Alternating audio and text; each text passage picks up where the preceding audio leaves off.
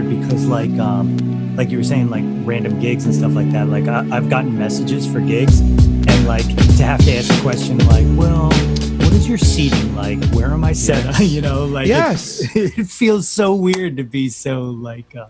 Like it makes me feel like more. I suppose I'm a little bit of a diva as I have my mustache curled and just did it right before the podcast. My wife just like gave me a shape up, but I feel like even more of one. I got asked to fill in for a band on bass. Oh, by the way, my wife just revealed to me that I say bass with a Z and not with like I play the bass. Okay. That's a foreign thing. Everybody, I think the people from whom I learned that word, they say bass. So I think bass is like when you're playing tag and you're like, bass. Yeah, you're on bass. Yeah, I get that. Yeah, but when you're playing this instrument, it's like I play the bass. But I heard that it's actually supposed to be the same thing. So I get an offer for that, and I'm like, okay, is the show outside? Because I want to know. Yeah. And they're like, yeah, the show's outside, all this kind of stuff. Come to find out, it's the day after we're going to have a son, so I had to turn the gig down. And I was like, I said, is it outside? And I said, will you be offended if I wear a mask? Because if so, I'm going to turn on a gig. If they're like, oh, man, yeah, that'll look weird. I'm like, okay, well, I can't play. I can't play, but at least I wanted to know, just like you're saying, those random questions that I never had to ask before. Right.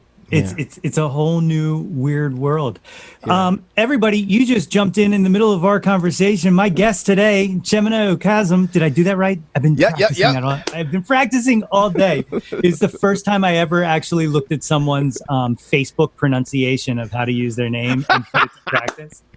But I am so thankful that you're here joining me to have this conversation. But yeah, dude, it's weird times, man. It is weird times. And, like you said, it's so, I don't know if we're recording at this point, but that there's no finite kind of end or start to something new. The only thing I have is like, well, at least Mandalorian season 2 comes out next month. That's what I'm saying. That's what I'm saying. I was gonna wear. That's the only thing I forgot to do. I was gonna wear the shirt. My wife got me like the wanted one with like it says like the child is on there and just says like wanted above it, like his little like bounty poster. So I was gonna wear that, but you're completely right. As in, like right now, somebody asked me, because right now I'm teaching. I teach almost every day, but it's just like we're doing right now, except I'm like here like this. Like, hey, can you hear me okay? Right? I'm doing this all day long, and one of my younger students is like, when are we gonna go back to being at George's? And I said, I honestly can't tell you when. And for the older people, I'm like, I can't tell you when I'm gonna be comfortable being in a 5x5 room for 8 hours a day with a new person coming in every half hour, and we're close enough to touch knees. Yeah. So even if that person like comes and goes, for me, I'm still in there. I said, I'm not a claustrophobic person normally, but I was getting claustrophobic thinking about it. Like, whoa, it just feels a lot of strange. And then in addition to that, it's not as if I can get up and go, and that when the lesson is over, I'm still going to be in there. So, the last bit of it is, just like you were talking about with gigs, I could not predict somebody else's, for lack of a better term, COVID hygiene. Yeah. Meaning, they could never have any type of precaution, and then just put on the mask when they're coming to have a lesson with me because I require it. And then half an hour later, they do nothing for the next 7 days and then put the mask on when they come back in. Yeah. So they could be COVIDing everywhere. And that's not a verb, but I made it one. But it's fun. I work in a warehouse, and we have truck drivers that come through all the time. And like we've had people come through, and like we're like, we can't let you in without a mask. And I've had truck drivers straight say, I don't have a mask, and I'm like, where are you? Like where? Like you can't go anywhere. I don't understand you at all. What are you doing? But I just like I said, I'm happy to have you here because first of all, I love you. Brother. Since the minute we met, we hit it off very well, and Yes. I've always appreciated conversations with you. So, you know, like I said, I was really happy to be able to get you on here. You know, whenever. Thanks for having me. Yeah. Why don't you tell these classy people who listen and watch this show a little bit about yourself, where you're from and where you grew up? All right. Like Nate said, my name is Chiemena. I suppose this would be the time that I should say like all my names. So my name is Chiemena Emenike Onyedikachi Ukazim. Oh, goddamn. But usually, people, what's your name? I'm like, Chiemena. And I'll say it with no accent just because it's a little bit easier to get. But it's like a staircase. Like, Chiemena is what my name actually is. But I digress. So, I'm from Nigeria. So, because I am. But I was born in Dallas, Texas, strangely enough. But I did not live in the States after that point. I was here for 8 days. And then went back to Cameroon, and then lived in Oman in the Middle East, and then lived in Nigeria for 6 months, and then came back here when I was 4 and something.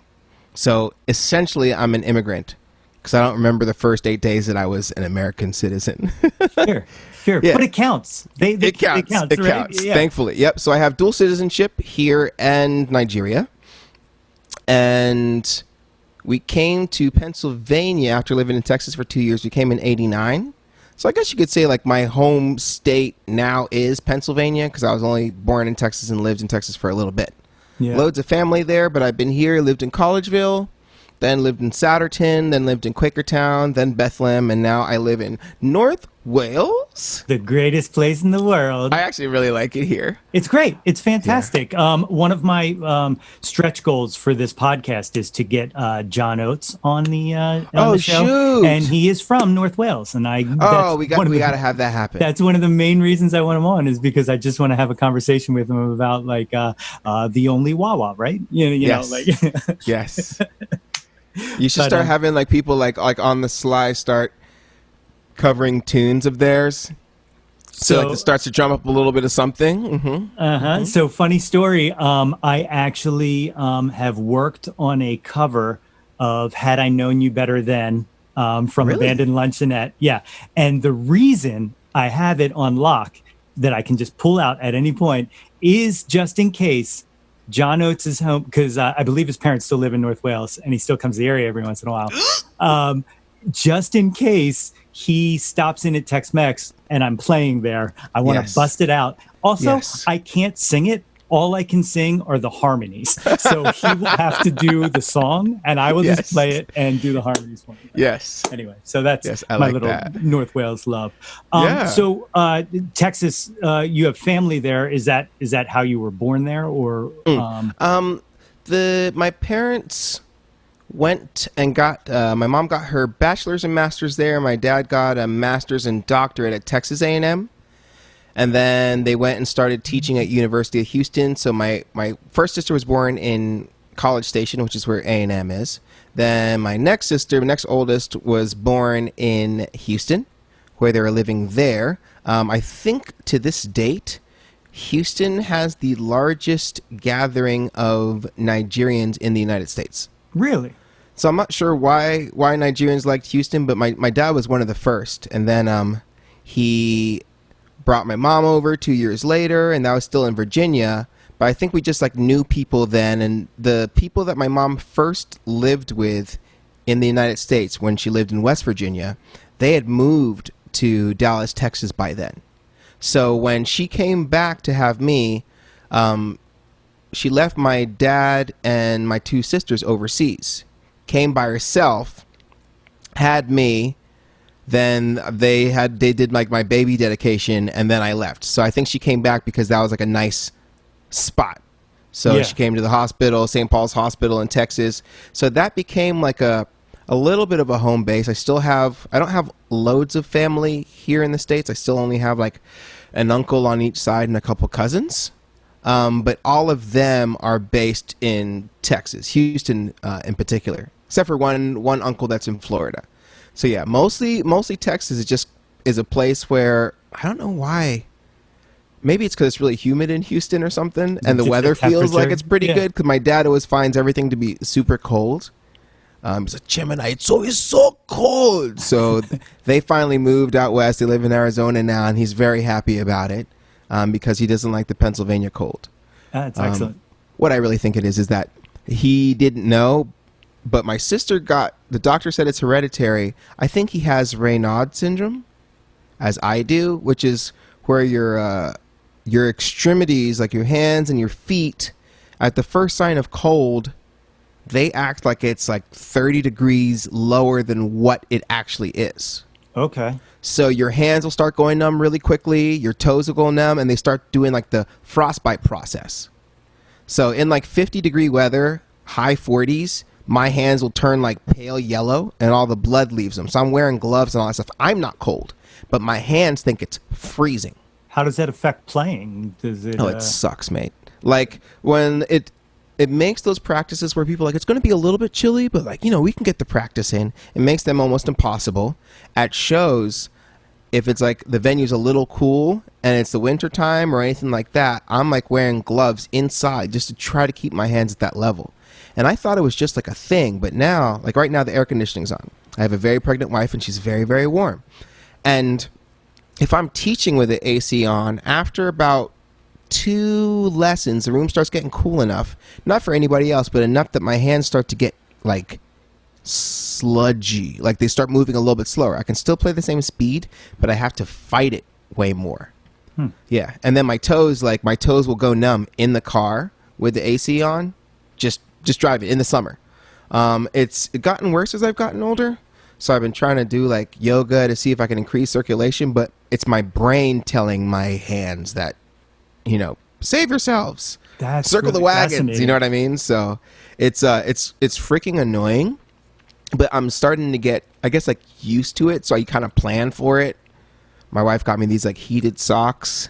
I'm not even kidding. They pull up to your knee, and they have these little battery packs that you can put in them, and it powers like these wires that are throughout the socks, and they warm my feet. So it's awesome. That's awesome. That's love. It's very dad of me, but like it works. So, dude, it sounds practical to me. Like, and that might just come with old age, but I'm like, that's legit. You found yourself a solution. Yeah. But, so, growing up, like, when did music kind of enter your life? Like, what do you remember? Like, so you were all over the place early on. Mm-hmm. Do you like remember different types of music, or was there just what was kind of playing around the house? I guess. That one's kind of fun because my parents both they both sang in various choirs in Nigeria. At one point, my dad was a choir director while he was waiting to get his visa to come to the States. They've always been in like plays and things like that. And then in Nigeria, at least I'll speak for Igbo people. Igbo people, there's a lot of singing that goes on throughout everything. You sing at work, you sing at church, you sing at funerals, you dance at funerals, like all that music is just a part of life. So with my parents, my mom says, like, I remember things really young, but my mom says that I used to stand on the table and she'd have me sing for like guests that come to our house. So I've been performing on some level since then, but when we were all through growing up, we were always going to like various churches, and me and my sisters would sing like 4-part harmonies or 3 parts before my voice dropped. So we're all, this used to be like a thing where I don't think I'd be exaggerating to say at some points we were doing some type of performance as a family between like 20 and 30 times a year type of thing. Oh, that's awesome. Going to different schools and doing that kind of stuff. So being on the stage, that's kind of been not always, but since I was like 4, we would do various things there. In terms of music around the house, that one's fun because everything that I know about music that isn't church music, I had to learn like late teens, early 20s because my parents didn't have anything in the house but like gospel stuff. So it's hilarious. My wife will be like, this song will come on. My wife's like, ooh, yeah, I remember this one, and start singing all the words. And she's like, have you ever heard this song? I'm like, no, I haven't. She's like, what? How could you have missed this? This song was everywhere. And I was like, yeah, I was not. I was at church, Sometimes I'd hear some songs at the barber shop when I was there. That's the first time I heard Boys to Men. I didn't even know who it was. I didn't even know what the song was. I just heard the song and I was like, oh shoot, I can't dance to this because mom will get angry, but I know it's good, right? So I wasn't exposed to anything that anybody would know. I was still playing. I started playing. My first instrument was saxophone at 11. So I had the opportunity to play piano, but I have 3 sisters.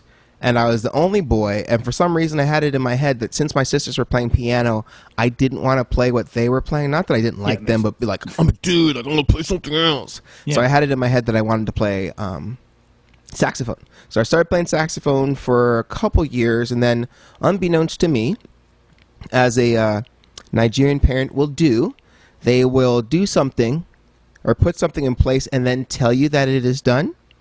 So my dad comes home from church one day and he's like, Chiemena, I spoke to Pastor John and I told him that you are going to start playing saxophone for church, right? I never played saxophone for church. I'm 14 years old. There is no saxophone music. They give me a mic and I just had to start. I now know it's called improvising. I just tried to play along with the song. So that was my first gig training on an instrument. Every Sunday, 52 weeks out of the year, I'm playing saxophone of some sort. So most of my cutting my teeth playing instruments was at church. I did that. Then I started playing bass around. Yeah, I started playing bass around the same time I was already playing saxophone, but not at church, just by myself. I had this little half-size bass that I'd practice, listen to cassette tapes, and try to play along. I wanted to get bass and guitar lessons, bass first, but my dad said no because I was already taking saxophone. Not that he didn't like it, even though I think the saxophone was a more worthy instrument for Nigerian folk. Really? I think, because they associate the guitar with, not necessarily my parents, but at the time, they associate the guitar with vagrants and drug use. Okay. I think the saxophone seems more polished.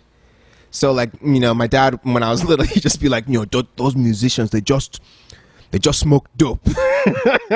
And they have earrings and all these things. I have 5 of them now, so it always makes me laugh. But growing up, it wasn't bad at all. It wasn't that. And I didn't even know that I was necessarily not listening to a large amount of other kinds of music because I was never exposed to it. Right? Yeah. So it wasn't and then all my friends were church friends, and most of them weren't listening to anything. So I would hear stuff in a movie.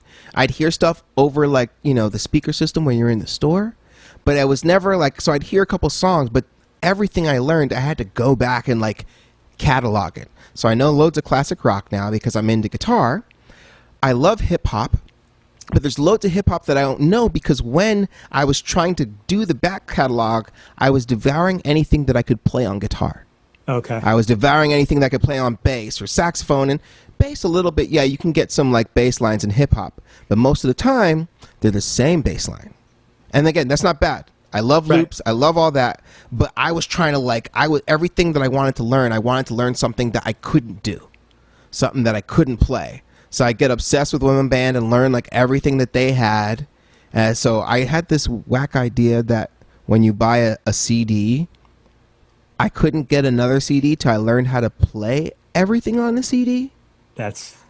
So I would just sit in my room by myself and just listen to the song, run through the album until I could play the whole album just front to back because I thought that's how you did things. And since I couldn't take guitar lessons, I'm I guess this is how people learn how to play guitar. Wow. So it was fun. So that growing up, it was that always surrounded by music, but never thought it was going to be something that I was going to do for a living. Yeah. Because both my parents are highly educated. Music is a side thing, and it's not supposed to be your main thing, Yeah. So what do your parents do? They're both now retired, but to promote this area a little bit, they both taught at Monco. Oh, all right. They've always been professors. So my dad taught at Monco for, I think it was 27 years. He taught mathematics there and sometimes physics. He also taught at Temple for a little bit, Swarthmore. We first came to Pennsylvania because of teaching. My dad got involved with something called Project Seed, and that was trying to teach algebra and higher math to inner city kids. Oh my God, that's awesome. So it wasn't highly paying, and it wasn't necessarily the most rewarding kind of job because, it's a lot. But he says that forged like how to teach in any type of environment, how to teach anyone. So he ended up at Monco. My mom teaches English as a second language, or taught English as a second language at Monco. So most of my mates have never had a class from her, even if they've had them from my dad, because most of my mates, English is not their second language.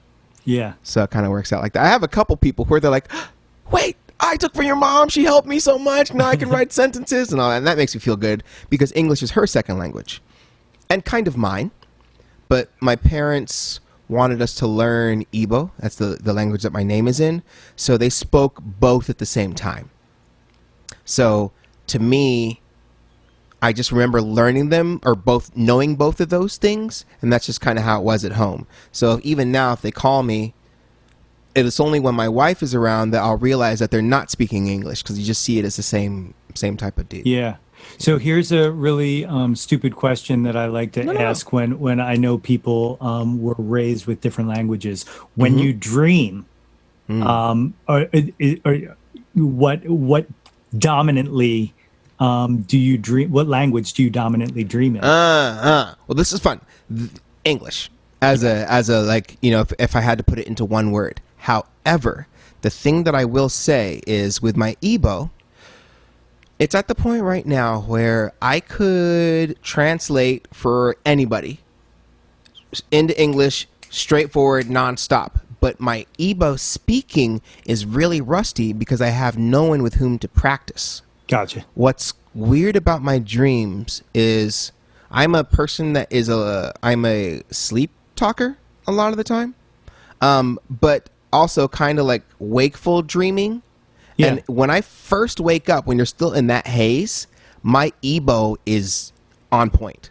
Like I thought it was just in my head. So what I started doing, I wake up sometimes, I just start recording it. I'll record it and I'll just send it to my mom. And then like as I get more awake and my conscious mind takes over, then I start overthinking things. And I don't want to mispronounce this word. And how do I say this word? And how does this happen? Because the language is completely tonal.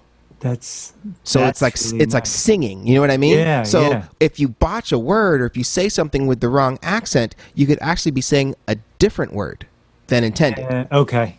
Yeah. So in my dreams, it's still English, sometimes Spanish. But what happens now is like if I try to speak in Spanish, I'll just speak to you in Spanish. If I try to speak Igbo, I'll be speaking Igbo, and every time I run out of a word, I'll think of the Spanish word first, which is really frustrating. So like if someone could understand Igbo and Spanish, we'd have great conversation because I just mix the two right now. And like, yeah, it's freaking annoying. That's wild, the way the brain kind of, forces that or, Yes. but also can bring it back because like my grandmother, before she passed, had dementia. All right. Mm-hmm. And like, it was gradual, a little bit here, a little bit there. But in the end, it was really bad. But oddly, my grandmother played accordion and she also played piano. Oddly, even as she was losing all of these memories of who people are and stuff like that, if she sat in front of a piano or she picked up her accordion, flawlessly could play anything. Like it's still there. It's those neural pathways are that like ingrained. I find that stuff utterly amazing. Isn't it crazy? Like completely fascinating.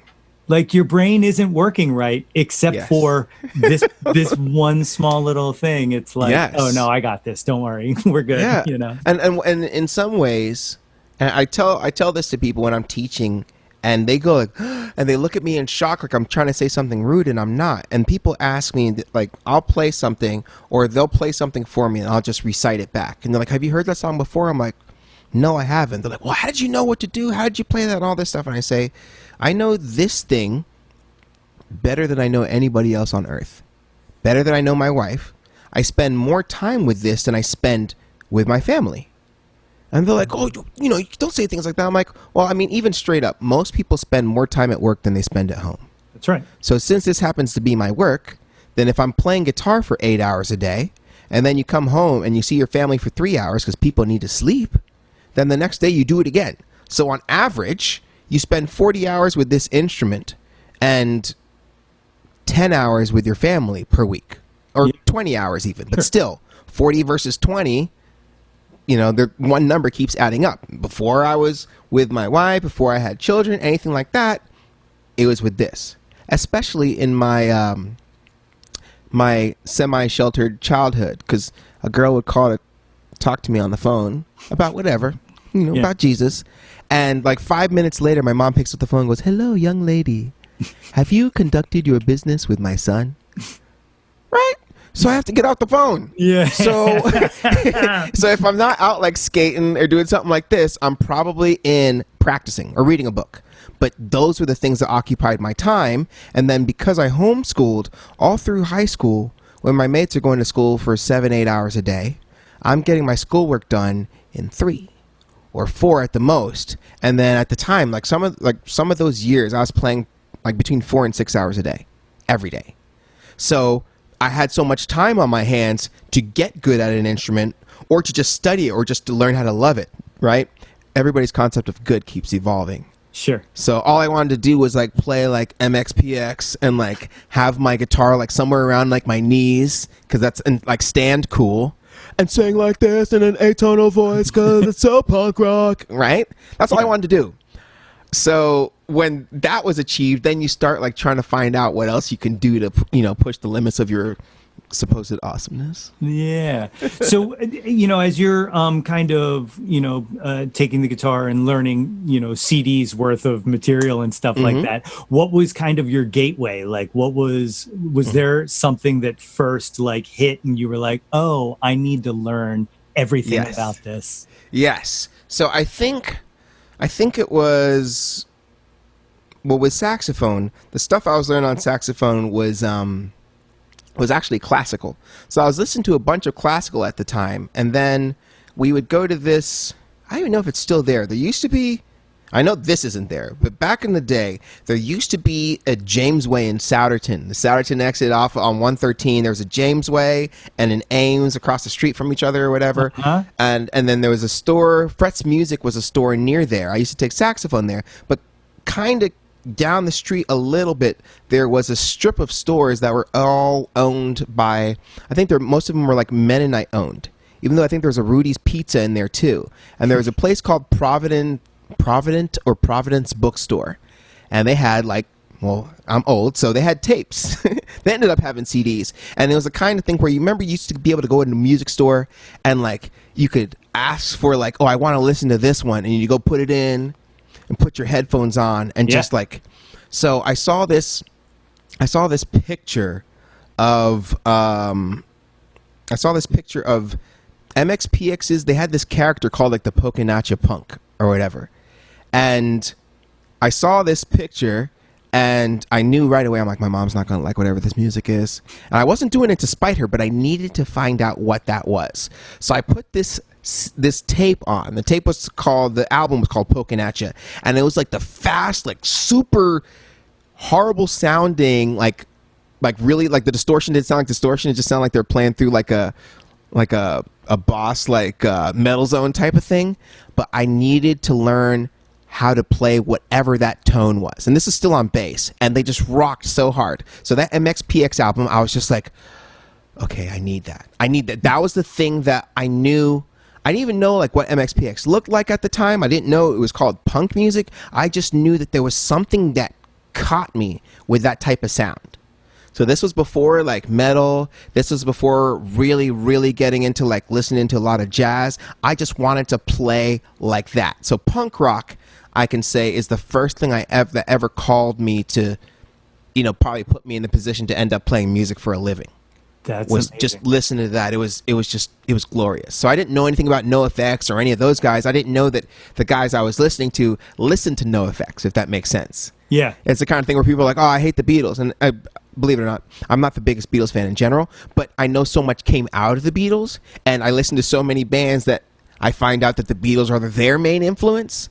So kind of like, so when I was listening to punk rock that could be sold in like Christian stores, I didn't know that they're all listening to punk rock that's not in Christian stores, and they're kind of not ripping off of it, but that's what they're influenced by. So I ended up being able to learn that type of style of music without ever being in the actual real punk world, if that makes sense. That's it. No, that makes total sense. Like that's really awesome, especially because like of all bands, MXPX. Like that's like yes, that's pretty awesome.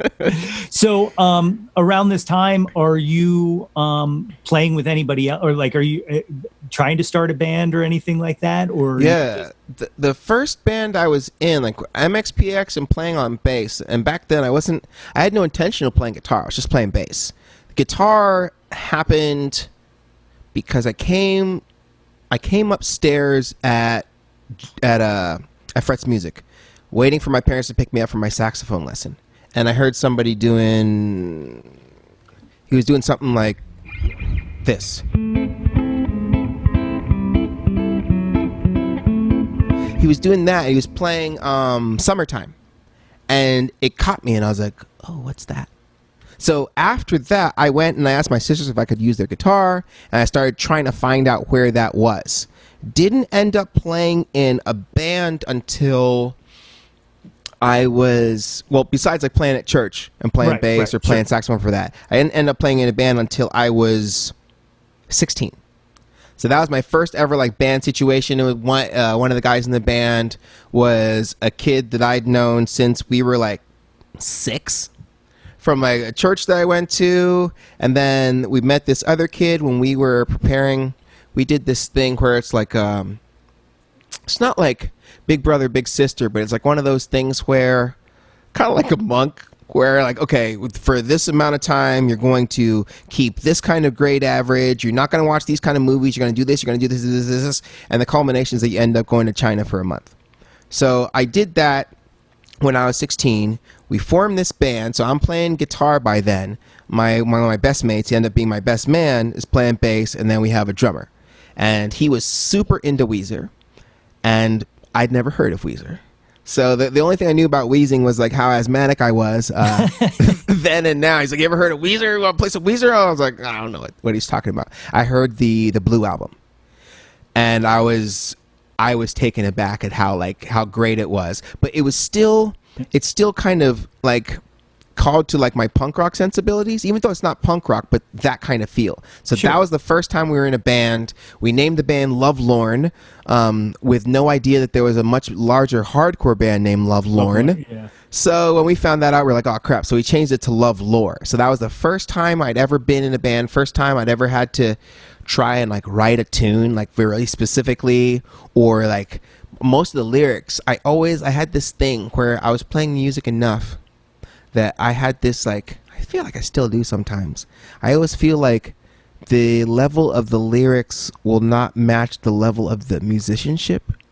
Okay. So like I'm going to sully this song by using this lyrics over it. This lyrics is much too trite for how much I love music. Yeah. So my mate, he had all these poems, and we'd put his poems to like music that he'd write and that I'd write, and all this kind of stuff. So yeah, sometime I'll share that with you, or we'll have another one where like I just play like all these random songs from my 16-year-old self or something. I'm on it. Yeah, that sounds that sounds fucking awesome. I would totally be into that. I will probably not play you the songs from when I was 16. There's some embarrassing things in there. I wrote a song, I think it was like the last podcast I talked about the very first song I ever wrote. Now I'm talking about the second song I ever wrote, was a country song called Al Sprinkler, My Father's My Uncle. And it was all about like, it was this weird like inbred country comedy song, and like it ends with him going to a family reunion and everybody's hitting on him. Like it's like this embarrassing kind of But so how long was that band together? Like was that a good deal of time? Or we played from, I would say, the age of 16, mostly on, sometimes off. Didn't play loads of shows. We're always jamming, always rehearsing and all this stuff. Recorded some stuff probably till about at least, I would say, like till I was 19, maybe 20.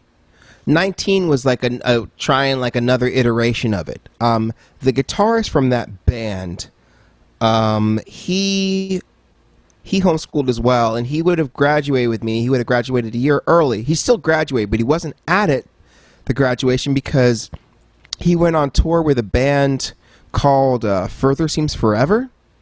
So people might not know that band, but the singer of the band at that time is Chris from Dashboard Confessional. That's why I know that name. Okay. So most people know the band that came after that, which was Dashboard. Yeah. So he was going on tour with them. So when he was going on tour, we were kind of taking a break.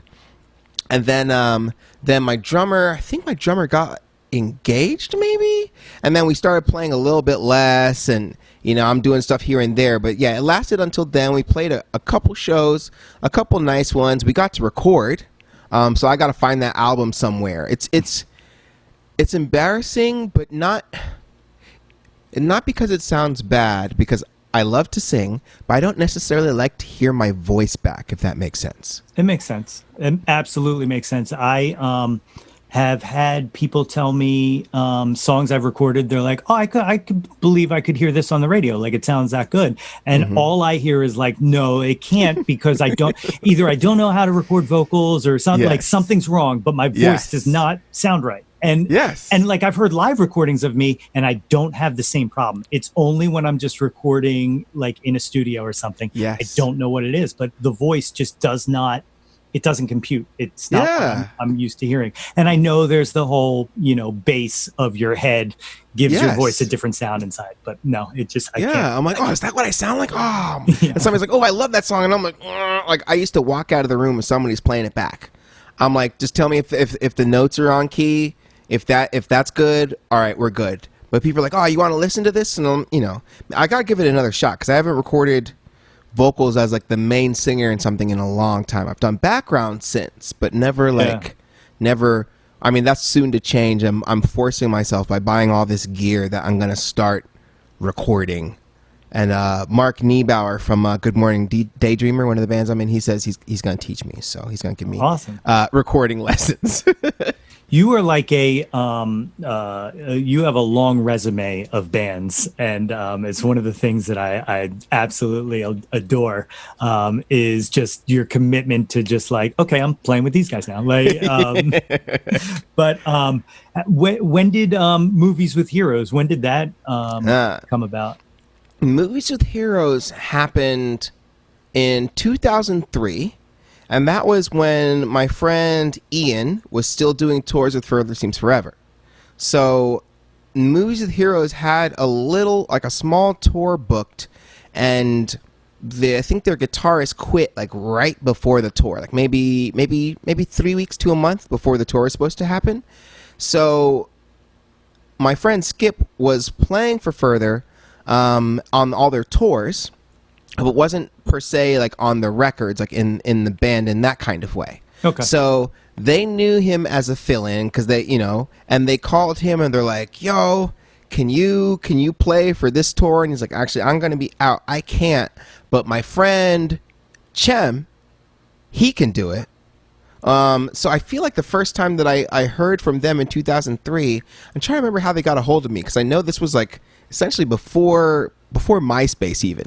So I think like I got like an email or like a phone call or something like, hey, we're Movies with Heroes, and we'd like you to play and go on this tour. I'd never been on tour before. I'd never done like anything like outside of the state, like for multiple days. So I'm super excited about it. Told my mom, she was semi-excited. My dad was not excited because it just sounded like, like career musician stuff. And I think he was trying to steer me away from that. And I was 20 at the time. And they send me a CD. And they said, okay, all your parts are going to be panned such and such, which kind of worked out for me because I had a broken Koss CD player. That was a hand-me-down from my friend Ian, and only the left side worked anyway. So I knew like mad albums, but just like the one guitar. I didn't even know there was another guitar. So thankfully that was panned left. So at this time I told you how I learned an album. So they sent me these songs with to get familiar with them. I thought they sent me these songs to learn them. So I learned 10 songs cold. Every note, I'm playing it every day, doing all this stuff. I go to the rehearsal, which is like / tryout, and they're like, okay, which song would you like to learn first? I said, we can play them. Cause I thought they're like testing me. Yeah. And they're like, wait, what do you mean? You learned them? I'm like, yeah, I learned them. You sent me the CD. That's what I'm supposed to do is learn them, right? So it ended up working out. I went on that tour with them as a fill-in. But then they liked me and I liked them, so they asked me to start playing in that band on the regular. So that band is from Lancaster. Mm-hmm. So at the time, I was living in Quakertown. So Quakertown, my house in Quakertown is 100 miles one way from Lancaster. So every Monday night, I would drive, I would leave Monco, I'd come home, and then I'd drive 100 miles and have a 3-hour rehearsal, and then drive 100 miles back. Wow.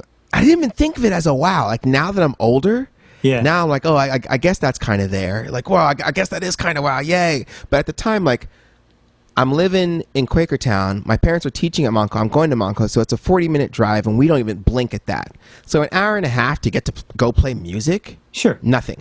So I'm doing that on a semi-regular basis. 2006 comes along. We tour for a month in Europe. That whole Further Seems Forever thing just keeps coming back into my life because this time there was going to be a tour of what's called Fields Forever. There was this band called Sensefield, and the lead singer of Sensefield became the lead singer of Further Seems Forever, and then they started doing like mashups of their songs after Further broke up. So they would do these things called Fields Forever, and they do the tours in mostly Europe, some shows in the States, but they were really huge in Europe. So they ask if the leader, the owner of our record label that we're on from Lancaster, he's also a tour manager. They asked him to manage a certain tour, and he says, yeah, can I bring one of my bands along? I'll do it if I can bring one of my bands, which was us. But then they had a fill-in for half the tour, but not for the second half. So they asked me to do half, and they're like, you know what? Why are we asking you to do half when we can just ask you to do the whole thing? So ended up that they sent me a VHS with some of the songs on there, and then they sent me a CD with a couple of their live versions of it, and then some just the old version. They said, okay, learn this and we'll like piece it together. So I was already in school for jazz at the time, and the guitarist from Further he has like a master's degree in jazz. So he's like, we'll get it done. And then we just started, like I rehearsed it by myself without them. And then the first time that we all played was the first day of the tour that happened in Jersey. Oof. So that was delicious for me. Like I got to play 2 sets a night. So first set is my band, heavily distorted rock and roll stuff. And then the second set, wipe myself down, get back on stage, and I play acoustic guitar for like an hour and a half. So like life couldn't have been better than playing two shows, 2 sets a night with 2 different bands. Like, yeah, so that was movies. And that was probably one of my greatest musical experiences with that summer, but that was also the time that I probably came, up until now, the closest to being like proper signed. Like the president or CEO of Epic Records was flirting with us, like really liking our stuff, and it was great, and we're close, and then he gets the sack, so he's fired, and like it was one of those things where the new guy's like, I'm just going to try to circle the wagons. I'm not going to, put myself out there and sign any new bands because that's just too risky. And this was like, we didn't know it at the time, but this was, I guess, like the beginning of the end for like record labels and signing bonuses. And, like you can get signed and buy your house and, make a living off of just like selling records. Like, so it was right when like CDs, not that CDs were in the clunker yet, but streaming became popular, record labels kind of died, and then the technology was there that you don't necessarily need to have a record label to give you 30 grand to go record with this person. Now, like, you have a pretty powerful computer, and now you can, because with movies, that's what we were doing. We were recording all the stuff ourselves. Only time we sent something out was when we got 3 songs mixed by I always say his name wrong. Ed Rose. He's a producer that produced like the Get Up Kids and a bunch of like emo bands at that time, along with like some rock and roll stuff. So. That's awesome. During that time, so like that sounds like it all happened so incredibly fast too. Yeah. Like, you know, like, hey, come here, and then all of a sudden, let's go to Europe, and then now you're playing in 2 bands. Could you even appreciate it at that time, or was it like just overwhelmed? Like, were you just like, all right, let me just ride this and see where this goes? And I think so. I think because of Europe is strange sometimes. That you have a European tour and people might like you enough that they want to. We got signed, like the record got picked up by Rude Records and stuff like that. But when we're playing in the States, you know, you're playing, you know, half the dates on your tour are those shows where you end up just playing for the other bands and like nobody shows up, and you're calling your girlfriend, now wife, and like, hey, this random person asked us, like, said like, hey, you want to sleep over at our house? And it's nothing weird, but we don't know them, but she just said, hey, you can sleep at my house. So I sleep in the van, and like, you know, touring with different bands and putting 12 dudes in a motel room. So even though like you're playing all these shows, you're not making any money. So when things are moving quickly, they're kind of not, in a way. Yeah. Like the European tour seems like absolutely amazing. Even though I think I came back with like negative money. Even though I would never trade that experience for the world. My girlfriend, now wife, she lent me $900 to buy my round trip ticket. So she gives me $900. What's that? That when you knew, you were like, yeah, all right. No, I told her, and they're like, yo, you need to marry this girl, man. Like, she's supporting your craft. So she gives me $900 to do this thing, and it was one of those times where it didn't make me any money, but it did give me some clarity in a strange way. And one way is that at the time it was 2006.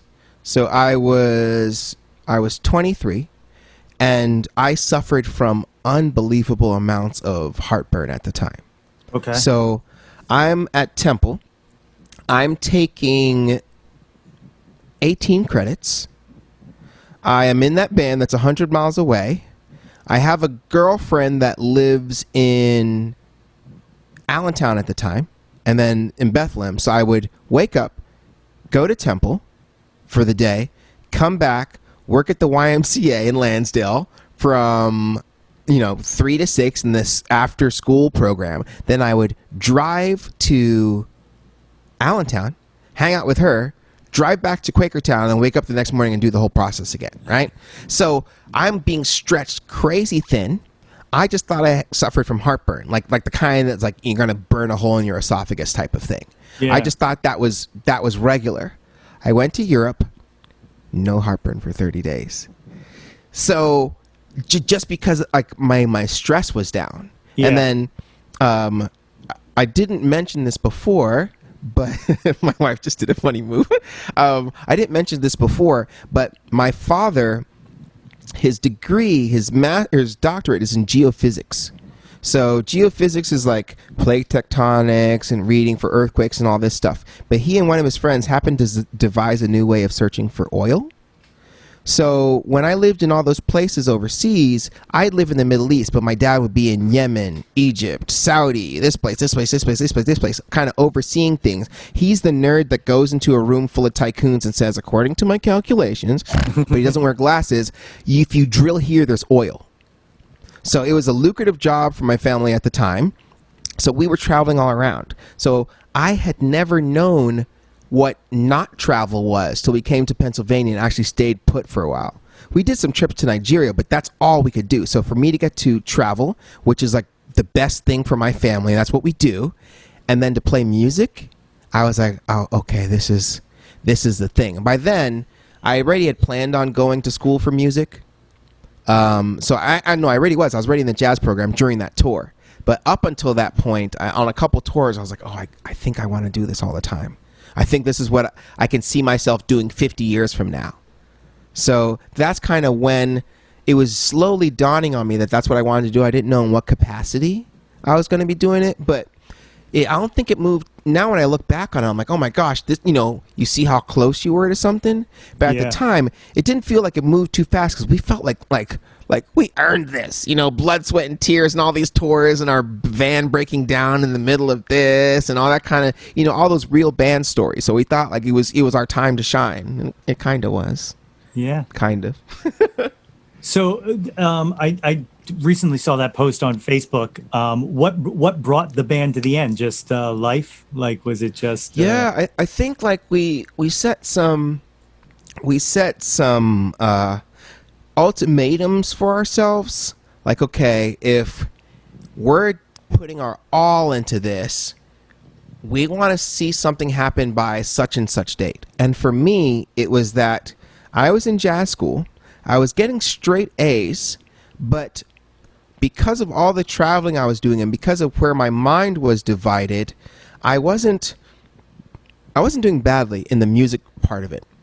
But if I'm paying a lot of money for music education and I'm getting by, essentially, I wanted to be able to pour myself into it.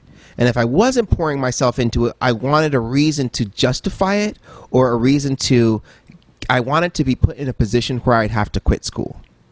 And that at the time meant getting signed. Like where something real is going to happen. You're going to have real tour support. Somebody's going to be behind you, putting a lot of money behind your band so you can go and do that kind of thing. So if not, I wanted to pursue my schooling, pursue my relationships. Because at the time, everything that I did and every relationship that I had was subject to what I was doing musically. So if we have a date set for this date, if I get a gig, if I get anything, I'm taking the gig. That's how it was then. And at some point, I had to start to decide what kind of relationships I would have and what kind of person I would be later. So that's when all that came together. So I left at the end of the summer of 2006, kind of when we said like August 2006. The band still continued on in some shape or form, I believe, till 2008. Okay. I think that's when that happened. So there were like 1 or 2 more European tours, a couple fill-ins of some people, and then like I feel like Jeremy's last show, the drummer, I can't remember if he left the same time I did. But I don't think, no, his last show and my last show were different. I came in and played on a couple tunes, and I feel like that was like maybe the next year afterwards, like 2007, I did something like that. But I think that's kind of what I wanted to pursue, that other part of my life. Jeremy, the drummer, was just having a kid with his wife.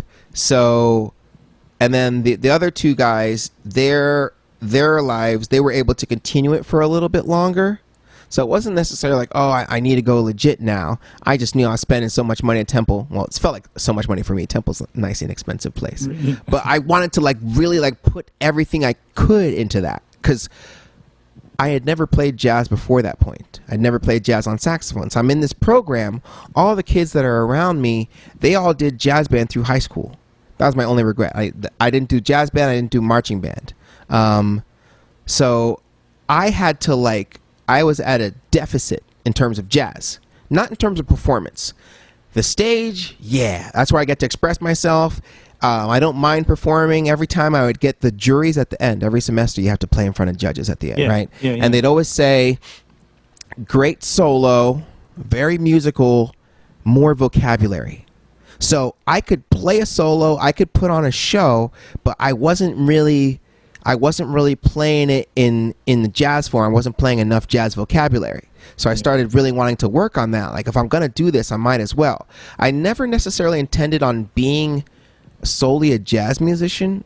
I just thought that was going to prep me the most for being able to do anything musically. Yeah, I mean, the improvisation in jazz totally equips you to be able to just be as versatile as possible. Yeah, that's all I wanted. I just wanted to play music. That's all. Yeah. So how does jazz and punk, how does that segue into metal? Like how...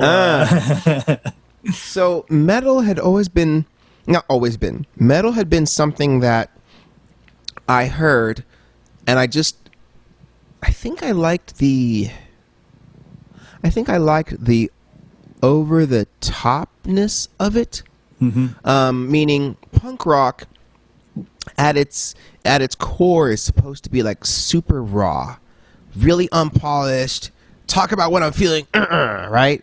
With jazz, it's like the height of like being able to improvise and all this stuff. But with metal, it had the elements of the classical stuff I was already playing with saxophone, just like, or utter like shredding. And I just loved like I think it really was the theater of it.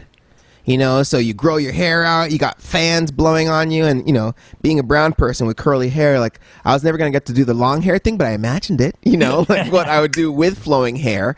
And then the stuff that I liked as a kid were super over the top. Like, I loved He-Man. And He-Man, even if there's not metal music in it necessarily, it's so metal. He-Man's like, metal. You know what I mean? Yeah, Like this sword and this thing and this outfit, I'm going to you know, like, it's just, so I already liked that world. He rides on a giant cat. That's metal as fuck. Yeah. Thank you. So this is me. And then my family, I already told we're super dramatic. I had no brothers. I have sisters. So I was able to be like really like, just express myself. If something bothered me at home, like I was allowed to cry about it. You know what I mean? So being like really like oh my god, like you know, so I was into like some hair stuff. And again, I told you I couldn't listen to any music that wasn't Jesus music. Right. That being said, thankfully, guitar shred is guitar shred. You know what I mean? So there was this band called White Cross. And if you listen to the guitars, like if I played you some of their songs, like it is like face melting, like virtuosity type of stuff. And I couldn't play it. And I never actually learned at first to play. I just liked listening to it. So I would go to Franconia Park in Satterton with my headphones on and my little cassette tape player, just like walking. Because my parents would go, "It's very important to walk. You need to walk." So we'd all go like on a family walk, and I'm listening to White Cross, just like having my mind blown by all this shredding. So first time I took a guitar lesson was a dude came to our house and he showed me like a lick from this band called Tourniquet. That was another metal band. And he also showed me the opening lick for Enter Sandman. Bear in mind that he showed me this lick and I'd never heard the song before. Nor did I hear the song for years later. I just learned the boom, boo-doom, boo-doom, doo-doom, that kind of thing. Yeah. He showed me some like how to do palm mutes. Because I didn't know what palm mutes were. I didn't know you needed distortion for it because I've been playing on an acoustic up until like just recently. So I just got like the sound of it was something that was amazing. And I always listened to it. I always sang along with it. But I never played any metal in like a band setting until like 2016. Okay. Was the first time I was ever in a metal band. Was that Dismal? That was Dismal, yeah. Yeah. So I'd always listen to punk rock gave way into hardcore. So I go to hardcore shows all the time. I even dress like hardcore, but like the kind, like the emo looking hardcore guy. So not the shorts and the backpack and the hoodie, but like the white V-neck t-shirt and the pants cuffed to like this kind of thing and like really nice Italian shoes kind of hardcore. Like it was like the nicer dressed kind, like, and it kind of gave way to metalcore and all that. So I've been listening to that stuff and those kinds of bands for years. You know, Shai Hulud, you know, like Figure 4, Hatebreed, like all these, like, you know, I went to Furnace Fest in 2000. When did I go to Furnace Fest? I think it was in 2000. Like just seeing all these bands, and that's the stuff I listened to, played a little bit, but never like all out metal. I'd never been in a metal band. Most of the stuff I was in, even Love Lore, was like kind of Weezer, and then started evolving. I started listening to a lot of Pink Floyd and started getting kind of proggy, as in like I wrote a song that was in 5/4 and like started getting into like trying to put that kind of stuff in, and I just wanted to play like Floyd and use a lot of reverb. So metal was always a love, but never an actively like play in it. Yeah. So when I got the opportunity to join that band, like it really kicked my butt. Like I'd never had to play that distorted and that clean in my entire life. Because when you're playing like Movies with Heroes, we're playing through Marshall stacks, and it's over the top, and I had a lot of chops in that band, but you got to be like clangy and kind of jangly in a way, right, because it's supposed to be full of emotion, and it's supposed to, we're like post emo kind of like hardcore sounds, but you didn't have to be perfectly clean, even though you were. Metal, it's like machine gun exact. I'd never had to play like that in a band until that band, so that was a learning experience for me. That's probably why I did it as well. Yeah, because I'd been living in Bethlehem. I've been teaching, and I was teaching at the time. I wasn't working in sales at George's anymore, and I was just doing that. And it was actually my wife, when I got the opportunity, she's like, "You should take that. You should join. You should go to the tryout." Oh my gosh! Like I even know like I didn't know I could get that worked up in terms of nerves with playing music. Yeah. To go and like have this tryout with all these guys that are 10 years younger than me, and try to like play the stuff that I've never played with an 8-string, like, and trying to like put in like a drop tuning, and it was utter madness. But fun. A lot of fun. That's awesome. So, you just said working sales in George's, and I literally just looked down at my floor and I just put something together, and that is that I'm pretty sure before we met, right? Yes. Hold on. This is going to take a second here. That got to unplug some things. That you sold me this trio pedal. I did. I'm pretty sure you were like, dude, you got to check this out. This thing's amazing. The way How weird is that? I totally did. And like I've been working on myself, in that I don't tell people everything that I remember about them. Like it's a thing I've been working on recently, because I found out that I might have a couple drops of, like, they call them like super memorizers or whatever. Yeah, like I would guess that as you're playing entire CDs of stuff. I think you've already admitted to that. But, yes.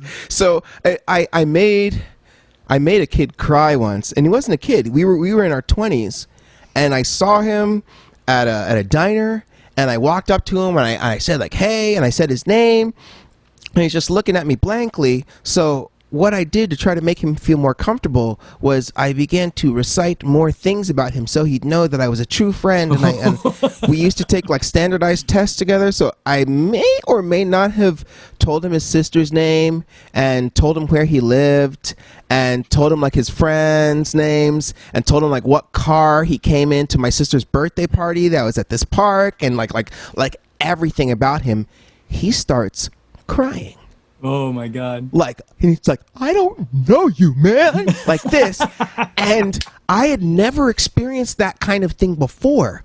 So now, a lot of times when I'm in situations where I remember something very clearly, I play dumb a little bit. Like I don't tell. Yeah. And then people are like, hey, are you? And I'm like, I think I do remember that. So I can be normal and not freak anybody out. Yeah. So like I'll see kids that I had in kindergarten at the YMCA, and I'll be walking in the mall, and I'm like, and I'll say their name, and they're like, and I'm like, oh yeah, stranger danger, I forgot. And they're like, Mr. Chem? And I'm like, and my wife's like, oh, because this is what I do. I don't like remembering people. I just do. You kind of just associate it with that. So yes, I did tell you that. No, that's amazing. Yeah, it's really funny. Like right as you said that, like I was like looking down, and I was like, oh my God, I'm pretty sure. And then yeah, awesome. I loved that job. I never use it. That's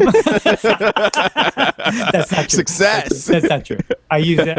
I use it to just jam, but like I never practically use it, I guess is what I'm getting at. But So are you now currently playing still with Aaron West? Yes, that's still going on. I've been listening to some of that stuff. I listened to the Asbury Park live album. It's so good. And thank you, man. You recently shared that video of you opening the vinyl for the first time, and that was like one of my favorite things I've seen.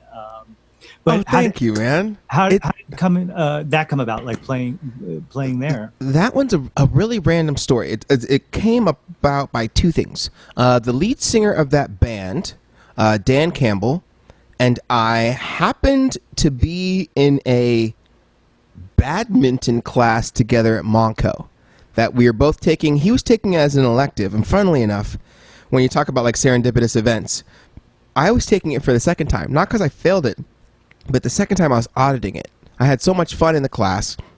My parents both teach at Monco. I'm not paying for Monco, right? So I just decided to take the class again because it was also a weightlifting class. So it kind of forced me to be in the gym. And like back then I was still like, even though I was doing musical stuff, I still had this idea that maybe like if I stayed swole enough, like maybe I could walk on at wherever I transferred to. I still had dreams of playing like football. So I'm like no neck type of time. And he and I are in this class together. And I'd seen him around because I've been to shows and he was in the scene. I'd seen him back when he was in the band called The Premiere. Then fast forward 1 bajillion years. I saw him a couple times at Temple. I think he was an English major and I was at music. Say him on and off, hey man, Chiemena, right? Hey, Soupy, right? And they would go on from there. Then I had done some stuff with a friend of mine named Eric Sirianni. And somehow Dan knows Eric. Eric is one of those guys in the music scene that just knows everybody. So he's on Eric's website and listed under my name. Unbeknownst to me, Eric lists vocals, guitar, saxophone. So that, what is that, 9-letter word? Dan, I'm just out of the blue. I see that the Wonder Years starts following me. And I'm like, wait. So I go and they have like half a bajillion followers, but they don't follow many people. So I'm like, this is weird. And then out of the blue, I get a DM. It says, hey, this is Dan, and I was wondering if you'd be interested in playing this New Year's show and possibly playing on this record. And I hadn't played saxophone on even a semi-regular basis in years by this time. Like, I hadn't played at all. So I get this thing. I tell my wife about it. I'm like, yeah, that's so nice. Like, he found out about it from Eric on the website, so I'm just going to tell him no and be like, I don't play anymore. And my wife's like, you better say yes. So everybody's like, is your wife Batman? But like, no, when she's like, I think I don't, like, she's like, if it's good cop, bad cop or whatever, like, I'm like, oh, thank you. And she's like, do it. So she told me to take this, to do this thing. I break out my saxophone and start learning songs from the stuff they sent me. This is the set list. We have one rehearsal maybe before this New Year's show. And they wanted me to play tenor, but I didn't own a tenor. So I play this show, have one of the best times that I've had in years. It was just one of those times where you're so used to shows being this kind of fly-by-night type of thing that you hope works. So it was very strange to be a part of something that was so organized. Like, so sold out. The show is sold out. This many people are going to be here. We're going to do this. We're going to do this. When we come at this time, this is going to happen. This is going to be where we're going to be for the green room. This is, just like scheduled.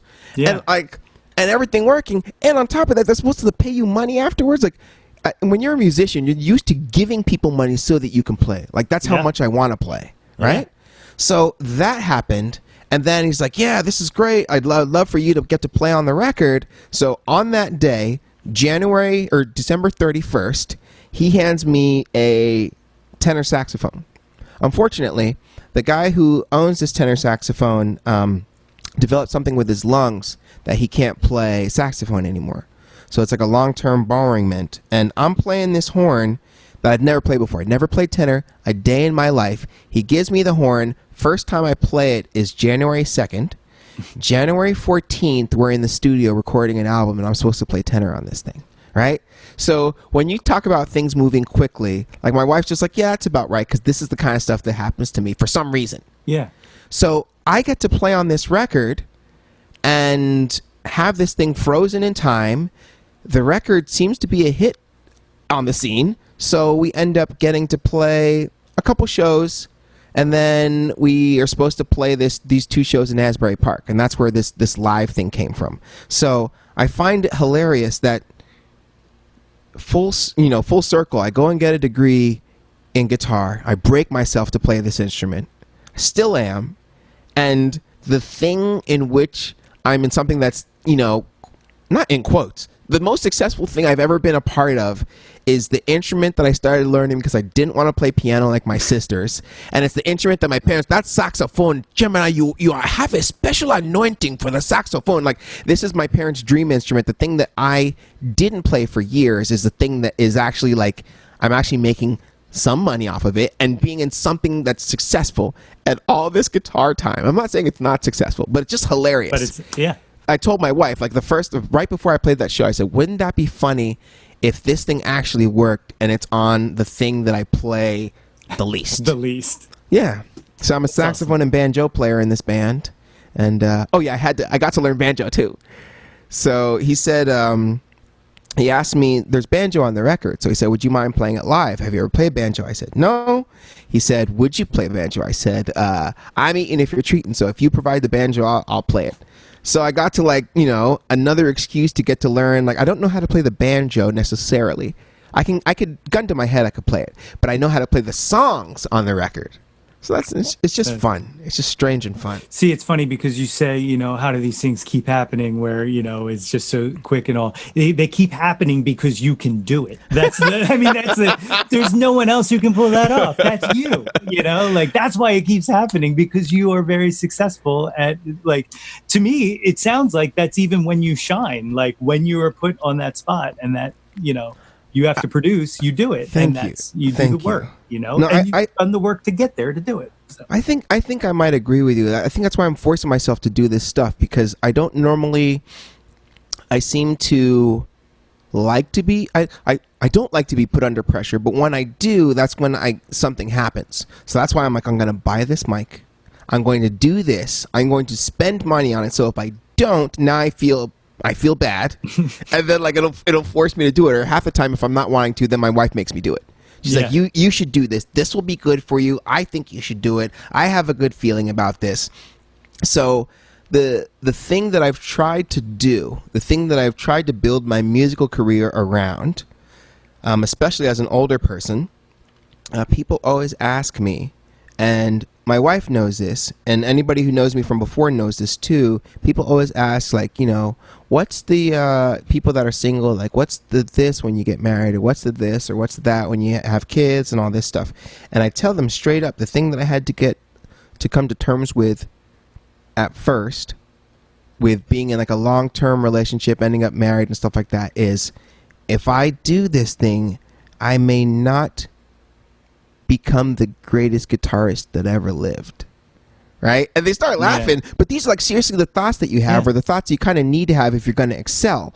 But the thing that I wanted to do, no matter what, because you get to know a lot of musicians, you got to have a lot of different teachers, meet a lot of different people. The thing that I've refused to do with any type of gaining of skill is I've refused to treat people differently because of that skill, if that makes sense. No, yeah, absolutely. So I know so many dudes that can really, really play well, but I would never recommend them to anybody outside of their talent, because they're just not nice people. And I understand that when you do this thing, I think you have to go out of your way to be nice, because you get so involved with working on something for yourself.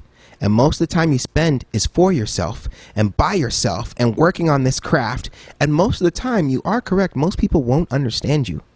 Most people, you know, as a teacher, the reason I enjoy teaching so much, well, I love getting to show just a little bit of something to somebody. But the other thing that makes it fun for me is that I am under the firm belief that almost no one likes it as much as I do in terms of my students. So I'm not beating on them that they need to practice for 4 hours a day, because that's the only way you're going to... Most of them aren't planning on doing anything with it more than just enjoying themselves, right? Yeah. So you don't need to be a jerk.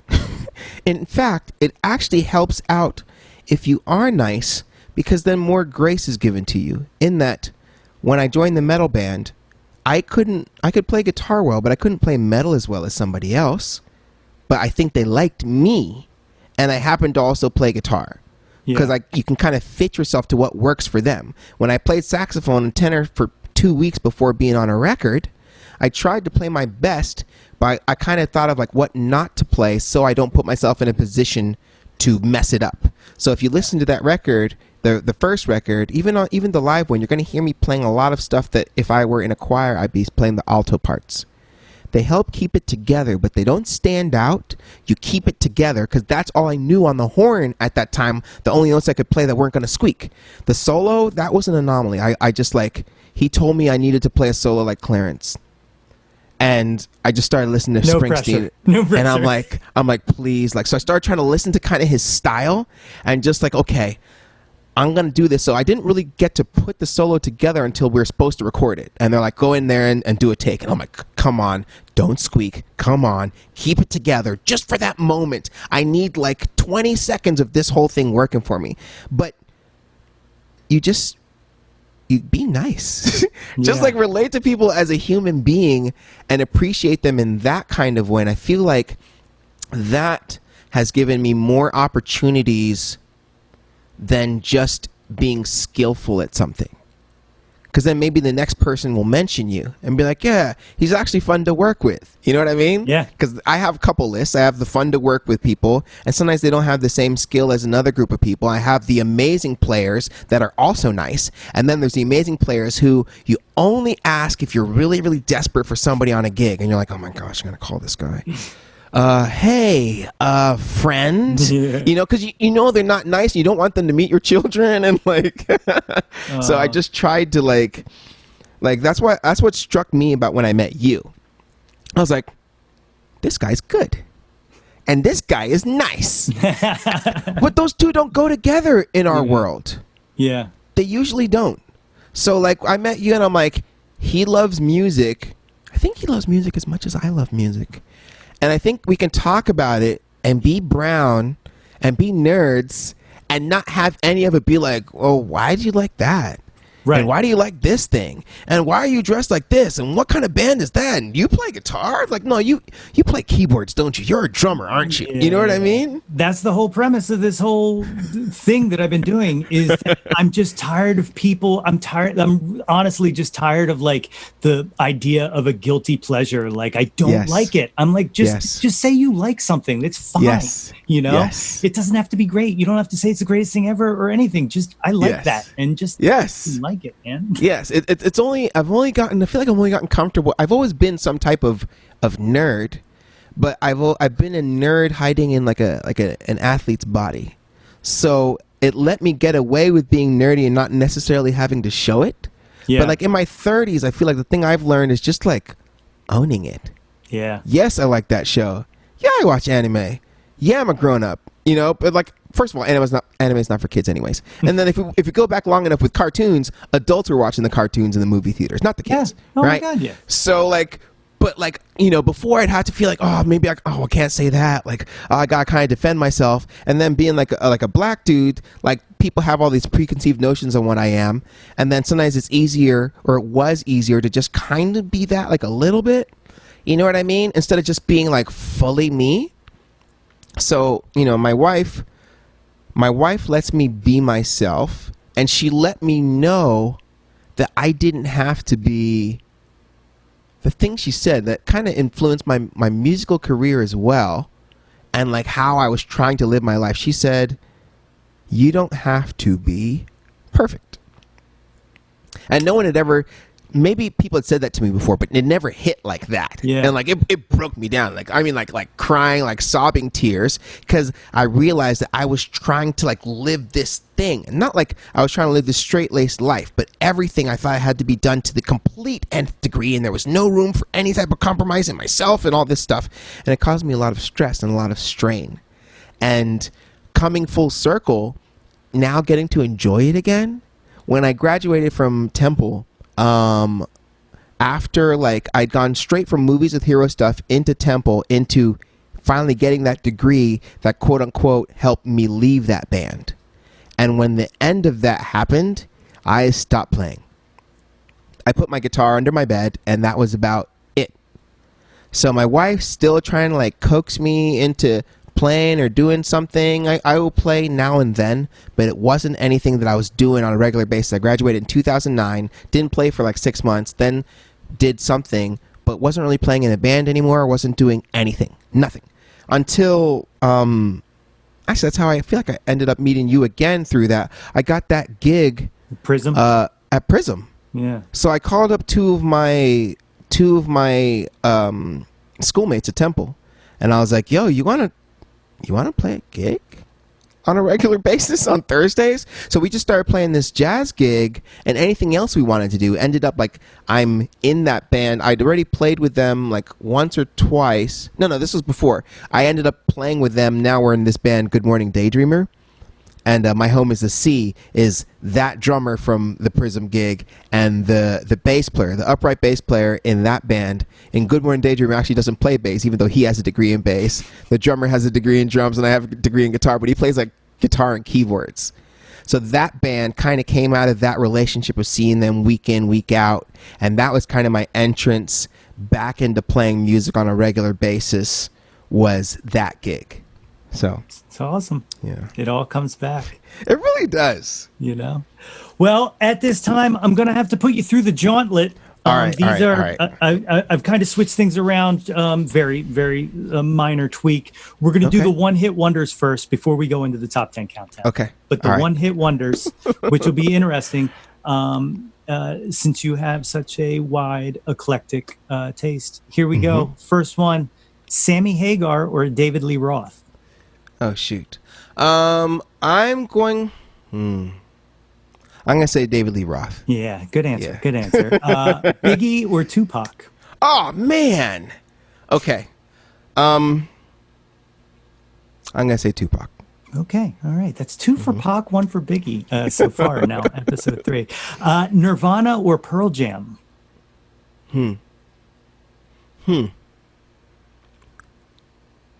Funnily enough, I like neither of them. Okay. But if I could only have one, I would have Nirvana. Okay. All right. Beatles or the Stones? Wow, these are good. Stones. Yeah, good answer. As a kind of subtext of that one, do you have a favorite Beatle? I know you said you're not really a Beatles guy, but do you have a favorite Beatle? I think being and trying to be a semi-career musician, I would say Paul McCartney, because he was never a bass player, but he played bass for that band. Yeah. And then he got pretty good at piano, and then he did something in his own right, and then continued. His longevity is amazing. Yeah, so Paul McCartney, I would say. Great answer. Final one-hit wonder, Prince or MJ? Ooh. I'll be honest about this one. I'm going to now say Prince, because the more and more I find out about the other things Michael Jackson did, the more and more I can't listen to his music. Yeah. That being said, I used to be, when we lived in the Middle East, and my mom would be in the supermarket. We lived in like a compound, an international compound, but we'd have to go out of it to go to the supermarket. I would stand up in the cart, and I couldn't sing any Michael Jackson. Again, I wasn't listening to that kind of music, but it would be on in the store, and I would 3-year-old break dance in the cart for all these Muslim folk to come and watch me dance, and I was the top of the pops then. So I thank him for that, and the music was good, but maybe I don't have to feel bad because Quincy Jones wrote most of it anyway. So. That's right, and Rod Templeton. Don't yes. Rod Templeton. All right, so those were the one-hit wonders. Here is the top 10 countdown. Oh shoot! Here we go. Okay. What was your first Jawn? What was the first thing that like really just grabbed you? It can be anything. Doesn't have to be music. Could be music. Could be a song. Just what was the first thing that really hit you in your face? The first thing that hit me really, really hard that I couldn't stop listening to was this band called Sunny Day Real Estate. And the album was How It Feels to Be Something On. That album is like my favorite album of all time, type of like best band, oh my gosh, like I saw him live and I'm gonna cry about it type of thing. And I get emotional about music, but that guy, like, it takes the cake. So How It Feels to Be Something On. All right. Number 2, what is your current Jawn? What are you vibing right now? Can be anything. Yes. So what I've been doing, I didn't get to mention it before, but I've been playing guitar so much that my body's been starting to kind of form different like chronic habits. I didn't know my elbow problems are from guitar playing and sitting like just so for hours. I went to the chiropractor and he popped both my shoulders back into place, and we're retraining them how to be in socket. And I didn't know they've been out of socket for years, maybe. So my current thing, I've been trying to listen to a lot of music, but I won't go too far into it. But my current thing is playing scales in groups of 5, playing a scale on 2 different strings at the same time, kind of overlapping. Yeah, that's like, I'm like obsessed with this idea. It's from Kurt Rosenwinkel, is this jazzer, and on this song called Minor Blues. That's my thing right now. The solo he takes on Minor Blues, he does this thing where he's doing that groups of 5 rapidly, and it's just a way I've never thought about the guitar before, and it's delicious. I mean, it stumps me too. That is awesome. Number 3, what was your first concert? First concert. This is going to be great. Okay. First concert was here in PA. It was I think it was actually at the Spectrum. But the reason I say I think it was actually at the Spectrum, I was 7. So I didn't know where we went. I just knew we rode in my friend's van. And I went and saw this band. There's this singer. His name is Michael W. Smith. Yeah. And familiar. I saw this band that I really liked called DC Talk. They were like a rap hip hop group. I saw them open up for Michael W. Smith at the Spectrum. And like, it was so, they were like, first time I'm seeing like fog machines and smoke and like all this stuff. It was amazing. That was my first concert, and it was glorious. Fantastic. Number 4, and this one has taken on its whole new life due to 2020 being what 2020 is. Mm-hmm. What was the last concert you were at? Oh, shoot. The last concert that I was at, I'm trying to think of one that I was at that I didn't play, because I haven't been going to a lot of them. I played with one band that I'm in called Sierra. We played in Lansdale at the, I think it's at the Legion? What's the one on 2nd Street right by the train station? Yeah, that's the American Legion. Yeah, we played the Legion on the 29th of February. That was the last one. Wow. I know. Pour a little liquor out. Number 5, what was your favorite concert? Best show you ever been to? Oh, my gosh. That's a rough question. Okay. Right? Best show that I have. That's hard. So I'm going to pick one. And I would have to say I saw this band called Jaga Jazzist. It looks like Jaga Jazzist. They're a Norwegian, like 13-piece, like techno jazz band. Okay. I saw them at the Unitarian Church in Philly, and it was one of those shows where you used to get the email blasts like, yo, they're playing. So I'm like, okay, we're going to the show. Go to the show. Hardly knew much of their music. And it was one of those moments where I look around at the people during this one song, and I'm like, oh, look at these poor sods. Look at them all crying, not knowing that their tears running down my own face. Like, it was one of those moments. Yeah. And those are few and far between. Like, I love music, but sometimes you experience something that surprises you. And I'd never seen somebody mix that skill with, like, make it danceable and just be so, like, honest in their music.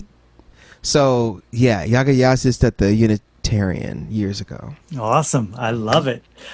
Number 6, who did you never see live that you wish you would have? This person can be alive and or dead. Wait, just one person? Yeah, or band. Okay. Or one person, I will say B.B. King. Oh, God, yeah. My friend and his dad kept going, and I kept saying I'd get him the next time he came around, and I missed it. Yeah. And I even missed, like, the wheelchair years, like, everything like that, and I should have gone. That happened to me with Elliott Smith. He right before he had killed himself, he played, I want to say, like, the Troc in Philly. Yeah. And I was like, I can't make it this one, but I'll get the next one. And then, yes. Number 7, name an unappreciated Jawn. This is anything you love that you wish more people would be into. Let me see something that I'm actually going to go for a food.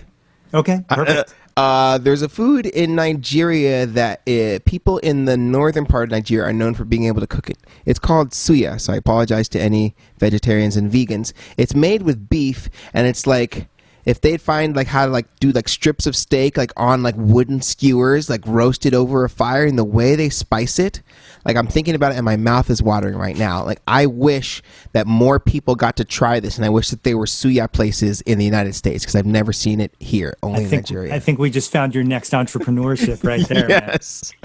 Man. Yes. Number 8, and we might have answered this on the first one, but what's your favorite album? Yeah, I would say How It Feels to Be Something on that. That's my favorite. Sometimes, no, I would say that one there. Yeah, perfect. Number 9, name an artist whose output you will consume anything they release, even if you have to apologize for it. That's Jeremy Enoch, who's the lead singer of that band, actually. Jeremy Enoch, yeah. Anything he does, he's one of those guys that can, like, do no wrong for me. If it's something that I don't like right away, I'm like, okay, it's me. Something's wrong with me. This is good. I know it's good. I just need to find, that kind of thing. Yeah. Oh, I'll come back in a few months, and maybe I'll get it. Yeah. Yes. And number 10, the final question. Mm-hmm. What is your favorite Jawn of all time? Again, can be anything. My favorite thing to do, and I say this because I hardly do it now, but I think my favorite thing to do is to sing. So all the projects that I'm in right now, I'll sing a tiny bit, I'll sing background vocals, I'll do that kind of thing. But singing has always been the thing that has always put me through most anything. I used to get night terrors as a child. I used to stay up late at night or not sleep at all and do all kinds of things like this. And the thing that my mom always did, she always had me sing with her. So you sing to drive away the dark, you sing to not be afraid. So yeah, my favorite Jawn of all time would be singing. Beautiful answer. I love it. Well, it only tells me that you have to get all of that equipment together and just start recording and writing and doing all that. Yes, you'll see it. If anyone wants to find you on social medias, how do they track you down? Oh, if they look for Chiemena, that's the easiest way. If you look for that on Facebook or Instagram, I have a YouTube page under the same name where I just like talk about guitar a little bit and play solos that I like or solos that a student showed me. So yeah, any of the major social medias, Twitter, Instagram, YouTube, or Facebook, I'm under Chiemena Ukazim. All right. I will share some links as well so people can easily access them. I appreciate that. And stuff like that. Brother, thank you so much for spending some time with me today. I hope man. I hope you had a good time. Oh, this is great. Like I like to say, I hope I wasn't too intrusive. But no. But thank you so much. And I guess I will talk to you soon. Hey, man, I'll see you later.